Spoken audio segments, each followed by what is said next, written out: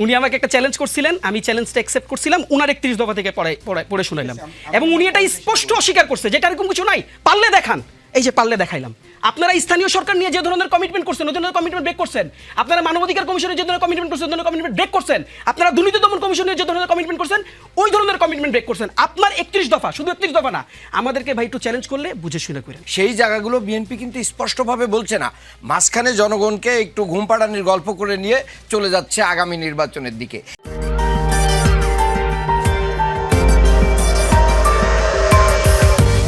31 দফাই তো তারা এখন মানে না। 31 দফায় অসংখ্য ভাই, আমি ধরে ধরে বলে দিই, আপনি মানে না। আমি একটা প্রশ্ন করি, 31 দফায় বলা হয়েছে আপনি একটা স্বাধীন বিচার বিভাগের জন্য একটা স্বাধীন সচিবালয় করবেন, বলা আছে কিনা? আপনি করছেন, আপনি এটাকে বাতিল করছেন, মানলে কিভাবে? কাজী দেখেন ভাই, এগুলা বললেন না 31 দফা আপনাদের অনেক বড় brain child, that I can understand, কিন্তু আপনি এটাকে ফলো করেন না। 31 দফার প্রথম দফা সংস্কার কমিশন গঠন করা হবে। আপনি সংস্কার কমিশনের সবই ভুলে গেছেন, সঠিক করে আপনি পড়েইনি। 31 দফা কোথায় লেখা আছে? আমি যদি দেখাইতে পারি, বের করেন, আমি বের করেন। আপনি স্বাধীন, না না, বের করেন, আমরা বের করেন। আপনি কোথায় লেখা আছে? কোথায় লেখা আছে? সংবিধান সংসদ কমিশনের কথা। ঠিক আছে, আমি বের করতেছি। দুইটা প্রশ্ন উনি বলছেন, আমি দুইটা আর্গুমেন্ট আনছিলাম। একটা হচ্ছে স্বাধীন সচিবালয়ের কথা বলা আছে কিনা 31 দফা, উনি বলছে বলা নাই।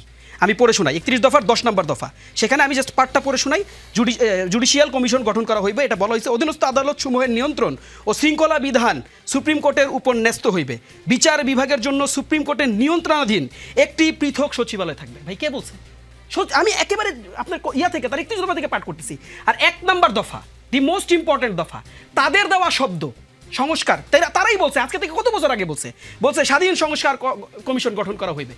আপনি সবকিছু ভুলে গেলেন, খুবই আনফরচুনেট ভাই। আপনি এটার আর্গুমেন্ট দেন, আপনি তো আমাকে চ্যালেঞ্জ করছিলেন ভাই। আমি একটু ওপেন সেটে প্রশ্ন করি, ওপেন সেটে প্রশ্ন করি। আমি শরীফুদ্দিন জুয়েল, আমরা আপনার বক্তব্যটাও নিব। চাওয়া হয়েছে না, নাম তো চাওয়া হয়েছে, আপনার বক্তব্যটাও নিব, আপনি একটু নোট নেন। আমি শুনেন, উনি আমাকে চ্যালেঞ্জ করছিল না ভাই। আমি একটু বলি ভাই, আপনি তো আমাকে চ্যালেঞ্জ করছিলেন, চ্যালেঞ্জের উত্তরটা পাইছেন তো? শরীফুদ্দিন জুয়েল, আমরা ফিরবো আপনার কাছে। হ্যাঁ, আপনি একটু নোট রাখবেন। আমি তো বলতেই পারতেছি না, আমাকে তাহলে সময় বাড়াই দিতে হবে। প্লিজ, আমি 30 সেকেন্ডস দিব। ভাই তো আমাকে বলতেই দিল না। প্লিজ উনি আমাকে এখন বলেন। দেখেন এখনো বলতেছে। উনি আমাকে একটা চ্যালেঞ্জ করছিলেন, আমি চ্যালেঞ্জটা অ্যাকসেপ্ট করছিলাম, উনার 31 দফা থেকে পড়ে শুনাইলাম এবং উনি এটা স্পষ্ট অস্বীকার করছে যেটা এরকম কিছু নাই, পারলে দেখান। এই যে পারলে দেখাইলাম। দ্বিতীয় প্রসঙ্গটা বলি, স্বাধীন সংস্কার কমিশনের কথা। উনারা বলছেন ভাই, আপনারা স্থানীয় সরকার নিয়ে যে ধরনের কমিটমেন্ট করছেন ওই ধরনের কমিটমেন্ট ব্রেক করছেন। আপনারা মানবাধিকার কমিশনের যে ধরনের কমিটমেন্ট করছেন ওই ধরনের কমিটমেন্ট ব্রেক করছেন। আপনারা দুর্নীতি দমন কমিশনের যে ধরনের কমিটমেন্ট করছেন ওই ধরনের কমিটমেন্ট ব্রেক করছেন। আপনার 31 দফা, শুধু 31 দফা না, উনি যদি আমাকে এখন চ্যালেঞ্জ করে, ওনার নির্বাচনের আগে যে ম্যানিফেস্টো দিছিল সেখানে একটা independent, not my word, independent সেক্রেটারিয়েটের কথা মোটা হরফে লেখা ছিল, ওনারা এগুলোকে ব্রেক করছেন। ফলে দেখেন, আমাদেরকে ভাই একটু চ্যালেঞ্জ করলে বুঝে শুনে করেন, কারণ আমরা তো একটু পড়াশোনা করি। ডেফিনেটলি এগুলো আপনাদেরই নির্মাণ, আপনাদেরই বানানো, কিন্তু আমাদেরকে যখন আপনারা চ্যালেঞ্জ করেন, সেটার সামনে চ্যালেঞ্জ করেন তো। ফলে জনগণ এটা দেখে, এক তো কমিটমেন্ট রাখেন নাই, দ্বিতীয়ত নিজের 31 দফারে নিজেই অস্বীকার করতেছেন। হাউ কাম ভাই? আমরা আপনাদের সহযাত্রী, আমরা আপনাদের সহযোদ্ধা, এভাবে করে ভায়োলেট করেন না, এভাবে করে। আপনি প্রেসিডেন্ট কাকে বানালেন তার চেয়ে বড় কথাই হচ্ছে 31 দফার ভিতরে বিএনপির সেখানে লেখা আছে প্রেসিডেন্ট এবং প্রধানমন্ত্রীর ভিতরে ক্ষমতার ভারসাম্য থাকতে হবে। আপনি সেই সংশোধনী আনলেন না, আপনি কাকে প্রেসিডেন্ট? এটা তো পুতুল, পুতুল বসায় তো কোনো লাভ নেই। আগে 31 দফার ভিতরে প্রেসিডেন্টের ক্ষমতা আয়ন করতে হবে, এটা সংশোধন করে প্রেসিডেন্টের ক্ষমতা দিতে হবে এবং ভারসাম্য আনতে হবে। এবং প্রধানমন্ত্রী এবং দলীয় প্রধান একই ব্যক্তি হবে না, এই ব্যাপারেও বিএনপির কি আছে, এবং প্রধানমন্ত্রীর মেয়াদকাল কতদিন হবে এটা নিয়েও কিন্তু ঐক্যমত্য আছে। সেই জায়গাগুলো বিএনপি কিন্তু স্পষ্টভাবে বলছে না, মাঝখানে জনগণকে একটু ঘুম পাড়ানির গল্প করে নিয়ে চলে যাচ্ছে আগামী নির্বাচনের দিকে। এটা বাংলাদেশের জনগণ হতে দেবে না। আমি স্পষ্ট করে বলতে চাই যে কারণে আমাদের 1400 শহীদরা রক্ত দিয়েছে, কিসের জন্য দিয়েছে? একটা ক্ষমতার পালাবদলের জন্য? আওয়ামী লীগ থেকে বিএনপি, বিএনপি থেকে জামাত, জামাত থেকে এনসিপি? নো, এর জন্য দেয় নাই। আমাদের সুনির্দিষ্ট লক্ষ্য পূরণের জন্য দিয়েছে। আমাদের সাংবিধানিক প্রতিষ্ঠানগুলোর যে সংস্কার করার কথা ছিল, বিএনপির 31 দফার ভিতরে রয়েছে, সকল দলের প্রতিশ্রুতি রয়েছে। দীর্ঘ 9 মাসে ঐক্যমত্য কমিশনে আমরা এগুলোকে ঐক্যমত হয়েছি, কিন্তু আমরা এখন ক্ষমতায় যে মানে প্রচুর মানে একবারে আমরা ভুলে অবলেলায় এটা মানে অস্বীকার করছি। এটা কেমন কথা? এটা একবারেই দুর্ভাগ্যজনক। আমার ভাই বলার চেষ্টা করেছেন যে সংবিধান সংস্কারের জন্য কমিটিতে নাম চায়, সংবিধান সংশোধনের জন্য নাম চেয়েছেন, সংস্কারের জন্য নাম চাওয়া হয় নাই। সংস্কারের জন্য আপনাদের এমপিরা শপথই নেয় নাই। তাহলে গণভোটকে যারা অস্বীকার করে, জনগণের ভোটকে অস্বীকার করে, তারা বাংলাদেশের, আমি মনে করি যে এই যে জনগণের যে ম্যান্ডেট, এটা ক্যারি করার যোগ্যতা রাখে না। জনগণ বেশি দিন বিএনপির কাছে এই ম্যান্ডেট রাখতে দেবে না।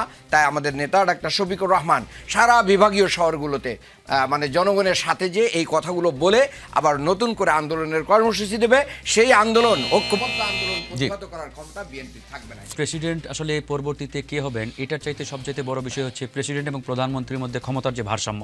এটা কিন্তু আমাদের একটা অন্যতম গুরুত্বপূর্ণ দাবি ছিল।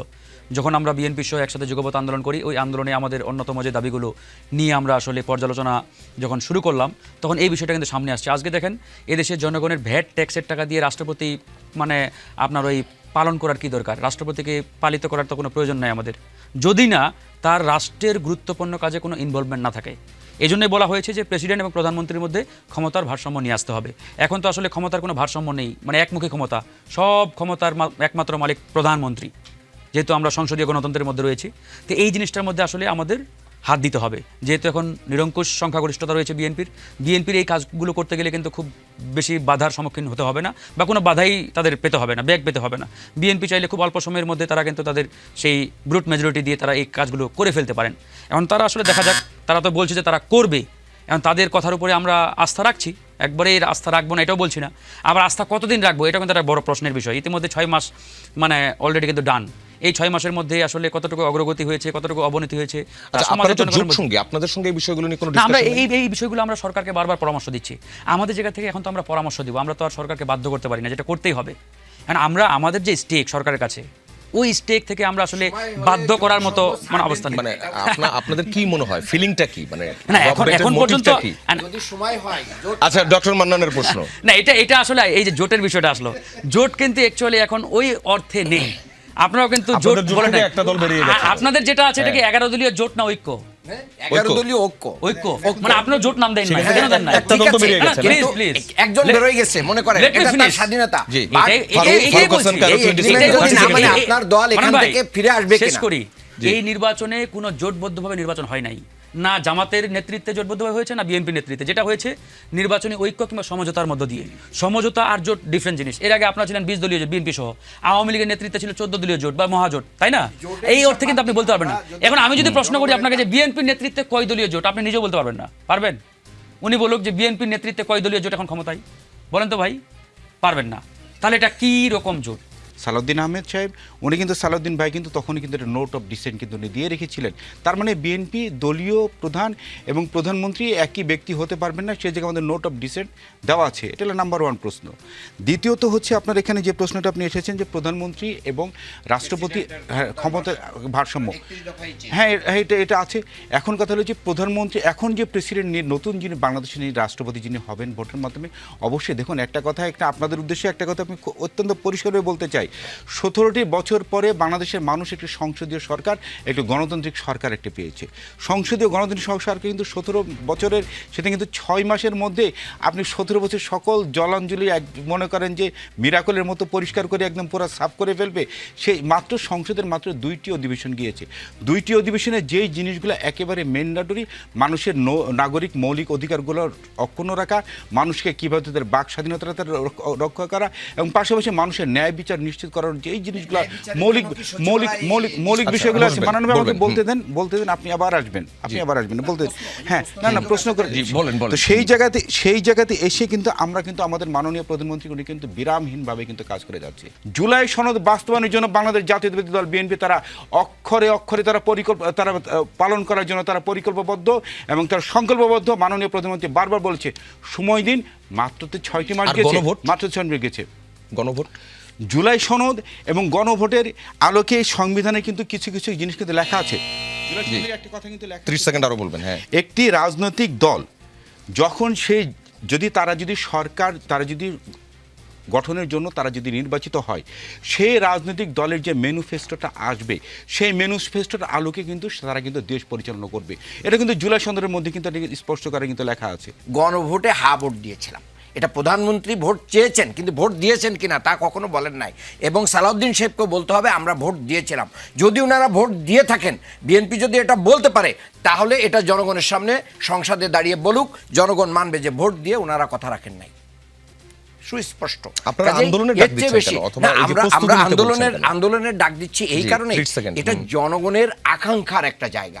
জন আকাঙ্ক্ষা থেকে আজকে যদি আমার পিএসসি যদি স্বাধীন না হয়, আজকে যদি আমাদের স্বাধীন বিচার ব্যবস্থা না থাকে, আজকে যদি মানবাধিকার কমিশন যদি স্বাধীন না হয়, আজকে দুর্নীতি দমন কমিশন যদি স্বাধীন না হয়, তাহলে আমাদের এই রক্তের ঋণ কিভাবে আমরা পরিশোধ করব? কাজেই বাংলাদেশের মানুষের রক্তের ঋণ পরিশোধের জন্য আমরা জনগণের কাছেই যাব, জনগণকে সাথে নিয়ে এটা প্রতিষ্ঠিত করবো ইনশাআল্লাহ। আমি যখন আপনাকে ফ্লোর দিব আপনি আবার আমি এই উত্তর কথার দিব। উত্তর ঠিক দিবেন। আছে, ঠিক আছে। এই অনুষ্ঠান কিভাবে চলবে